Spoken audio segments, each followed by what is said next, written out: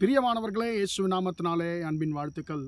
எல்லோரும் எப்படி இருக்கிறீர்கள்? கர்த்தருக்குள்ளே நீங்கள் சந்தோஷமாக இருப்பீர்கள் சொல்லி நான் விசுவாசிக்கிறேன்.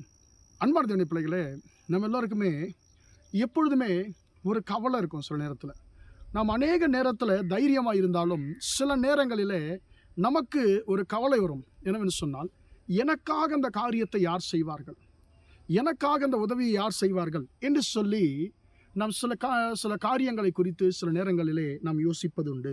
அன்பான தேவனுடைய பிள்ளைகளே, ஒருவேளை அப்படிப்பட்ட சூழ்நிலையிலே நீங்கள் இருப்பீர்கள் சொன்னால் இந்த வார்த்தை உங்களுக்கானது. மார்க்குன் சுவிசேஷம் 16ஆம் அதிகாரத்தில் நாம் 1ஆம் வசனத்திலிருந்து நாம் பார்க்கும் பொழுது 3 பெண்கள், மகதலேனா மரியாளும், யாக்கோபின் தாயாகிய மரியாளும், சலோமே என்கிறதான ஒரு பெண்ணும் இயேசுவுக்கு சுகந்த வர்க்கம் இடும்படியாக வாரத்தின் முதல் நாள் அதிகாலையிலே ஆண்டவராகிய இயேசுவுடைய கல்லறைக்கு வருகிறார்கள். வரும்பொழுது அவர்களுக்குள்ளே ஒரு காரியத்தை குறித்து அவர்கள் அதிகமாய் கவலைப்படுகிறார்கள்.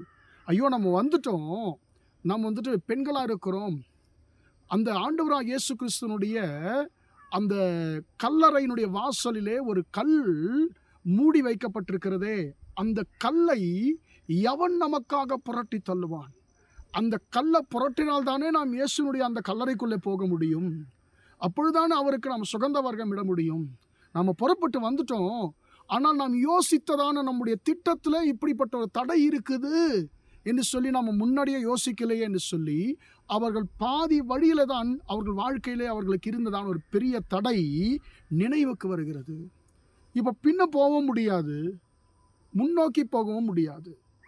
அன்பான தேவனுடைய பிள்ளைகளே, இப்பொழுது வேறு வழி இல்லாமல் கல்லறை நிலத்தில் வருகிறார்கள் ஒரு பெரிய ஒரு கவலையோடு. ஐயோ, நம்ம புறப்பட்டு வந்துட்டோம், ஆனால் நமக்கு ஒரு பெரிய ஒரு தடை இருக்குது, அந்த கல்லை யார் நமக்காக புரட்டி தள்ளுவார்கள் என்று சொல்லி கவலையோடு வர்றாங்க. வசனம் சொல்லுகிறது அதை குறித்து. அன்பான தேவனுடைய பிள்ளைகளே, 3ஆம் வசனம் 4ஆம் வசனத்தில் வாசிக்கிறோம். மார்க் 16:3-4 அந்த கல் மிகவும் பெரியதாக இருந்தது, அவர்கள் கண்ணேறிட்டு பார்க்கும் பொழுது அது அன்பான தேவனுடைய பிள்ளை புரட்டி தள்ளப்பட்டிருந்ததை அவர்கள் காண்கிறார்கள். பிரியமான தேவனுடைய பிள்ளைகளே, அவர்கள் ஒரு மிகப்பெரிய கலக்கத்தோடு வருகிறார்கள். அவர்களுடைய ஆசை என்ன? இயேசுவை பார்க்க வேண்டும். அவருடைய சரீரம் அடக்கம் பண்ணப்பட்டிருக்கிறது, அந்த சரீரத்தையாவது நாங்கள் பார்க்கணும், அவருக்கு சுகந்த வர்க்கம் இட வேண்டும் என்றதான ஒரு ஆசையோடு வருகிறார்கள்.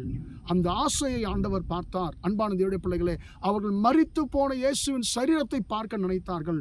ஆனால் கர்த்தரோ, அன்பான தேவனுடைய பிள்ளைகளே, அந்த சரீரத்தை அல்ல, இயேசு உயிர்த்தெழுந்தார் என்றதான ஒரு மிகப்பெரிய மகிழ்ச்சியை கொடுக்கக்கூடிய ஒரு செய்தியை கேட்பது மட்டுமல்ல, அவர்கள் எந்த கல்லை குறித்து அதிகமாய் பயந்தார்களோ அந்த கல் புரட்டி தள்ளப்பட்டிருப்பதை கண்டார்கள். அங்கே ஒரு தேவதூதனை காண்கிறார்கள்.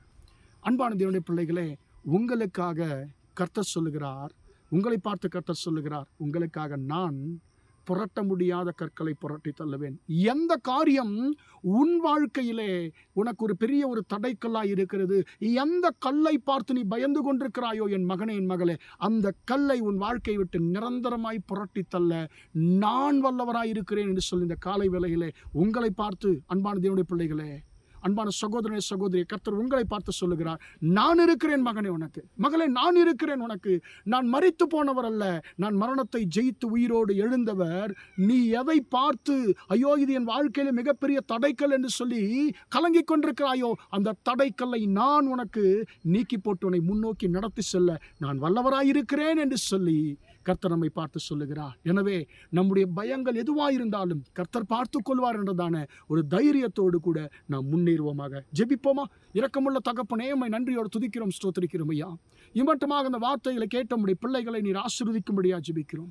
ஆண்டவரே, உம்முடைய பிள்ளைகள் எந்த காரியங்களை குறித்து ஆண்டவரே இது எனக்கு பெரிய தடைக்கல்லாக இருக்கிறதே என்று சொல்லி பயத்தோடு கலக்கத்தோடு இருக்கிறார்களோ, அந்த தடைக்கற்கள் எல்லாம் இயேசுவின் நாமத்தினாலே நீங்கி போவதாக என்று சொல்லி ஜெபிக்கிறேன். ஆண்டவரே, 3 பெண்களுக்கு ஆண்டவரே அந்த நாளிலே தடையாயிருந்த தடைக்கல்லை ஆண்டவரே புரட்டி போட ஒரு தேவதூதனை நீர் வைத்திருந்தீரே தகப்பனே. ஆண்டவரே, உம்முடைய பிள்ளைகளுக்கும் ஆண்டவரே கிரியைகளை செய்வதற்கு ஆண்டவரே உம்முடைய தேவதூதர்களை அனுப்பும்படியா ஜெபிக்கிறேன்.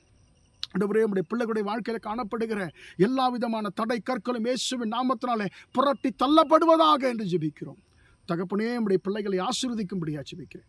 இந்த நாள் முழுவதுமாய் உம்முடைய பிள்ளைகள் செய்கிற எல்லா காரியத்திலையும் உம்முடைய கரம் கூட இருந்து நடத்தட்டும் என்று இயேசுவின் நாமத்தில் ஒப்புக் கொடுத்து ஜெபிக்கிறேன், ஜீவனுள்ள நல்ல பிதாவே. ஆமேன் ஆமேன். பிரியமானவர்களே, கர்த்தர் உங்களை ஆசீர்வதிப்பாராக. Praise the Lord, praise the Lord.